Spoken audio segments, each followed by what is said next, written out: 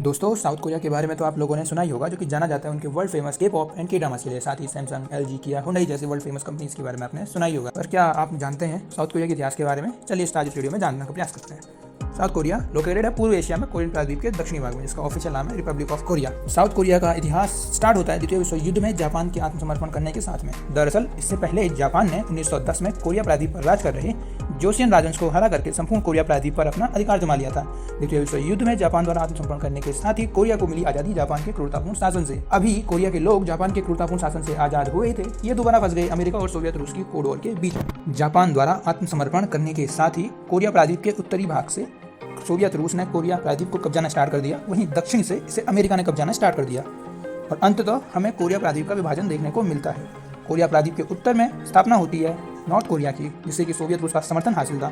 वहीं दक्षिणी भाग में स्थापना होती है साउथ कोरिया की, जिसको कि अमेरिका का समर्थन प्राप्त। कोरिया प्रायद्वीप का यह डिवीजन टेम्परेरी रखा गया था, पर रीयूनिफिकेशन की बातचीत असफल हो जाने के कारण 1948 में यहाँ पर दो देशों का निर्माण हो जाता है। वर्ष 1950 में यह क्षेत्र पुनः युद्ध में उलझ जाता है, जब नॉर्थ कोरिया साउथ कोरिया पर अटैक कर देता है इसे रीयूनिफाई करने के लिए।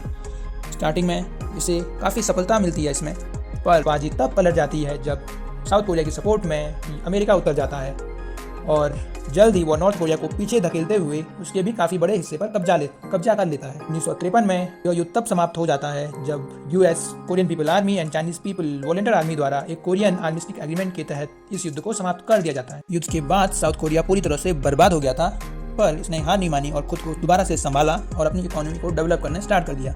1960 के बाद राष्ट्रपति पाक चुन ही के नेतृत्व में साउथ कोरिया में रैपिड इकोनॉमिक ग्रोथ की यात्रा शुरू होती है। इसके तहत गवर्नमेंट एक्सपोर्ट को बढ़ावा देने वाली नीतियां बनाती है, जिसके तहत ये ship building, electronics and automobile को बढ़ावा देती है। वर्ष 1980 के दशक की शुरुआत में लोकतंत्र की मांग साउथ कोरिया में उठने लगी, जिसके लिए बड़े पैमाने पर देश भर में प्रदर्शन होने लगे।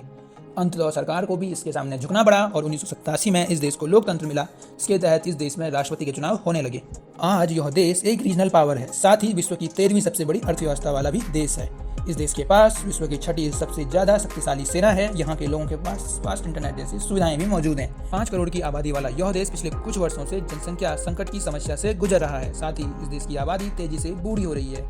यहाँ की शिशु जन्म दर भी विश्व में सबसे कम है।